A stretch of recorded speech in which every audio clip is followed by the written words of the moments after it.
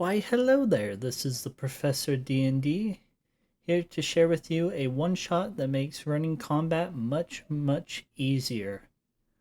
Today's lecture, talking about the origins of this one-shot.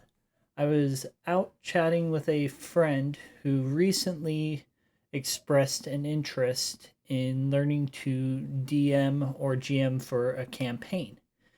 And as we were talking, there came up this point where he was expressing the worry that he had with learning all the many things that needed to happen. And one of the things that he mentioned was running combat, as he quite enjoys combat in D&D and wanted to be able to run it in his campaigns.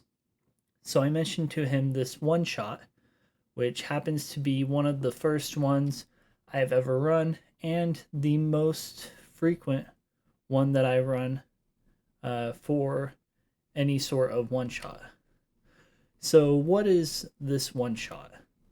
Well, the one shot consists of 4 to 10 players. You can run this at any level. The higher the level you run it, the more likely it will be that it will take longer versus a shorter one. Like a short level, say 1 to 4, could be over within 5 to 20 minutes, versus one of the later level ones could take you a couple of hours to run it. And what this is it's a battle royale, which you place your players in an arena and they fight amongst themselves. So the preparations needed for this sort of setup, well, first you need to create the arena. Whether you're doing it in person or via a virtual tabletop, you need to create some sort of map. There's plenty of people out there who create maps that you can get from them for free or for money, and you need to take that and have that as your basis. I recommend that the more players you have, the bigger you have the map. That way it's not just, that way it doesn't feel very squished and you're able to enjoy your playing without people immediately being within the line of fire. And so with that, you need to add traps,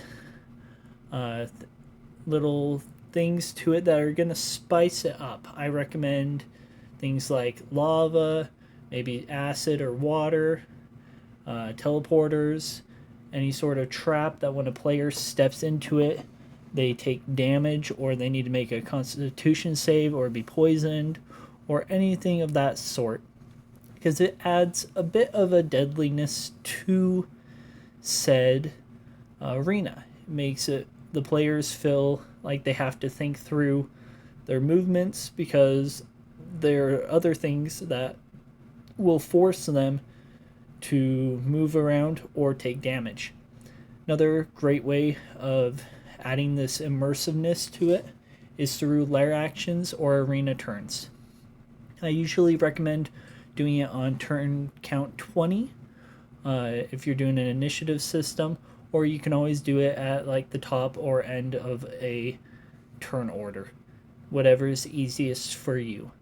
And so for a couple of ideas for it, I like to split the arena into 4 quadrants, have lightning strike a quadrant, rolling a d4 to determine which quadrant gets struck by lightning, then having all the players in that area make a dexterity saving throw. The higher the saving throw, the more deadly the trap is. Another area is to have parts of the arena that might get covered in lava, with lava rising and lowering. Usually, if you're going to do something along those lines, I recommend letting players know ahead of time, either using some sort of foreshadowing or just letting them know that the lava levels will rise and fall. That way they know whether or not to when they're moving, and that way you don't have a player get stuck in the middle of lava and then have them complaining that they've been killed because they didn't know any better.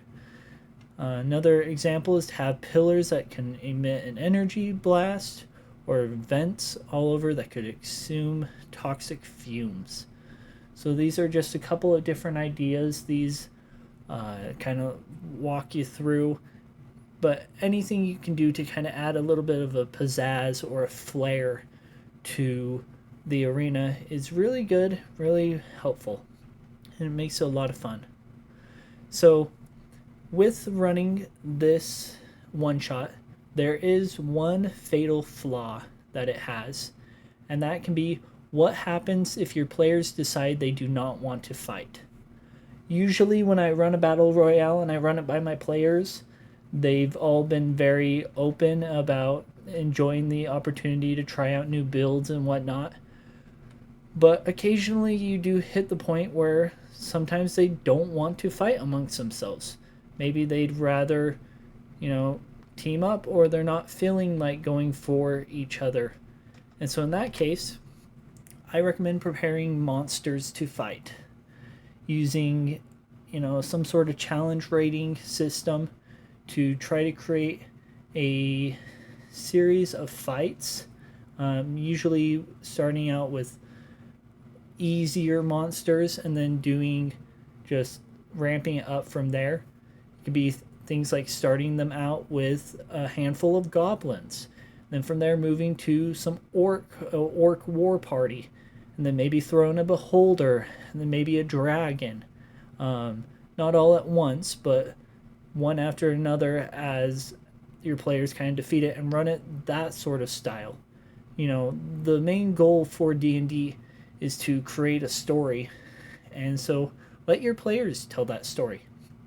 If they express an interest in not fighting, don't force them to fight. No one wants to play in a game that they don't want to play in. So you can use it to have them, try to slay a beast to win glory in the arena. Sometimes, something I'll do if I'm running this one shot to kind of add a break in a campaign is I'll tell them that the winner gets a free nat 20 that they can use at any point in the game. Or, you could have it be, you can tell your players that if they win against the monsters, they'll get the chance to level up, or kind of just, other different things. If you want to be more hands-on, you can create little trophies or awards to give to the player or players who end up surviving for the end. It's just so many different opportunities for what you can do. So the benefits of this one shot, first and foremost, it familiarizes the GM with combat and turn order. When you're running D&D and you're running combat, it's a lot on the DM. You have to control and keep in mind a lot of people. So the main goal of this is you're just learning how turn order works. You are learning how to run, having one person after another go, and your players are doing the majority of the fighting, and so you don't have to worry about controlling multiple monsters.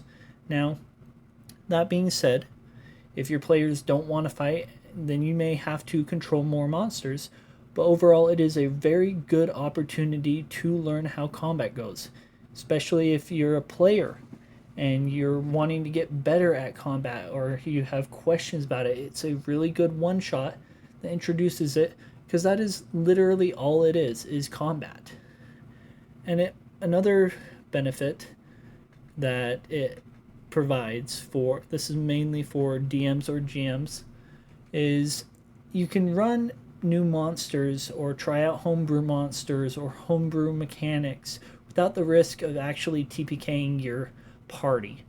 If you create a monster and throw it in for the fight, and then in 2 rounds it's taken out a level 17 party, well, it's probably a bit overpowered and probably needs a little bit of tweaking. And this way that sort of stuff without having to risk TPKing your campaign that you've been working on for months or years. So in conclusion, this is definitely one of my favorite styles of one shot. It is probably the one shot that I have run the most, and every single time I run it with players, I always hear them talk about how much fun they have and the joy that comes from it. So if you're looking for an opportunity to become better at combat, or if you're just looking for a fun one shot to do or to have your DM run, why not recommend this? It's a fun one. As always, you never know what it could do or what it could be like until you do it. But thank you for coming to today's lecture.